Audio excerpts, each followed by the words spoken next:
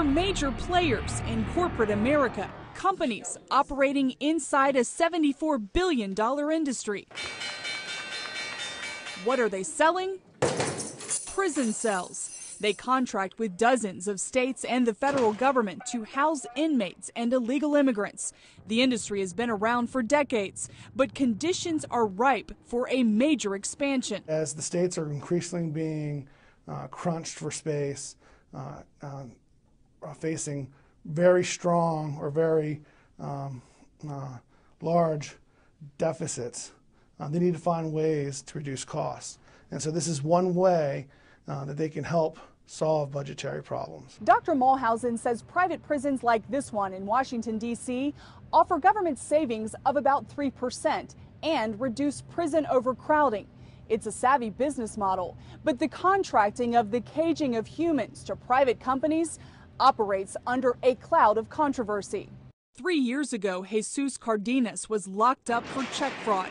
He served 9 months in a Texas-run prison, then transferred to a private facility run by Corrections Corporation of America, or CCA, for the rest of his sentence. He tells CBN News he immediately noticed a difference in the level of security. They were just going through the motions. These officers that were there were just drawing a paycheck. When I say go through the motions, instead of going through my property to see if I had picked up any contraband or anything of that nature, they went ahead and used my property slip that I left the unit with. Surveillance video of a 2010 brawl at this Idaho Correction Center run by CCA exposed problems some former inmates claim are common. The video shows guards watching from behind glass as one inmate repeatedly beats another. The beating victim suffered brain damage and won a settlement from the company. I asked Cardenas if he witnessed fights at the facility where he served time.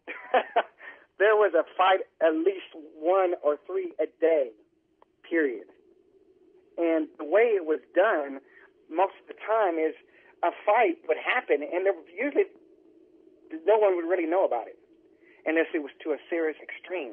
How come they wouldn't know about it? The lack of security, the lack of officers. Critics complain private prisons cut corners on salaries, guard training, inmate medical care, and facility maintenance to add to their bottom lines. The model as a whole has not had a happy history. Dr. Fran Buntman is a criminologist at George Washington University. Is it a good idea for-profit businesses to be in the business of locking up criminals? My short answer is I don't think so. She says there are lots of reasons why.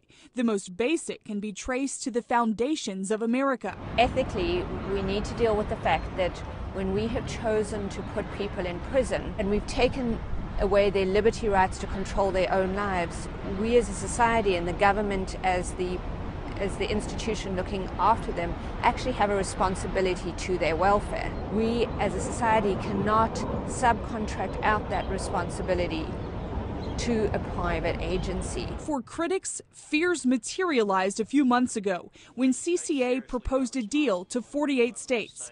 The company would buy state prisons and manage them if the states guaranteed a 90% prison occupancy rate. What's more important, people or money?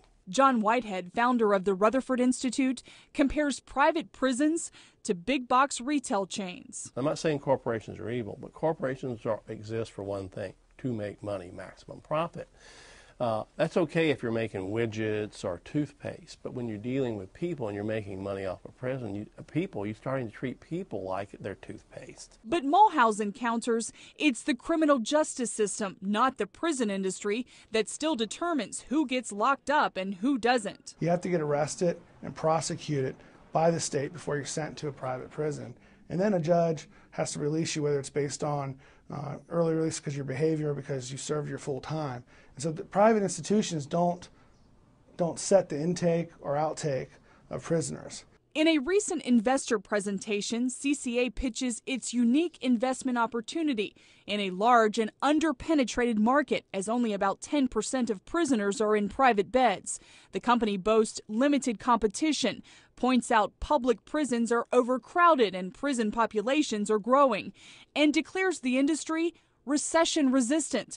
And finally, another reason investing in the jailing of people makes good financial sense: high recidivism. CCA cites studies that reveal high numbers of inmates return to prison again and again. Buntman says turning the imprisonment of people into profit leads to the overcriminalization of Americans and de-emphasizes rehabilitation. By giving financial incentives to imprison people directly or indirectly, including through private prisons, what we're doing is we're finding a way to increase the incentives to put people in prison. Like in Texas, they've now built this really nice 608-bed facility that's like a dormitory. It has basketball hoops. You look out and there's a lawn in the prison. It's for immigrants.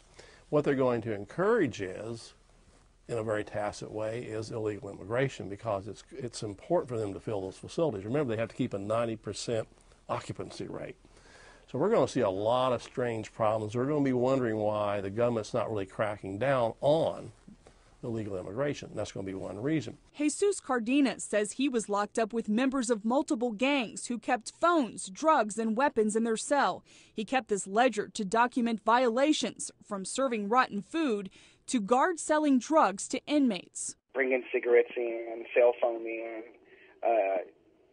medication, drugs, and then things of that nature. The only way something's going to happen or some kind of change is somebody's going to get probably seriously hurt or killed in order for someone to say something or to do something about this. Despite the controversy, experts anticipate the private prison industry will continue growing.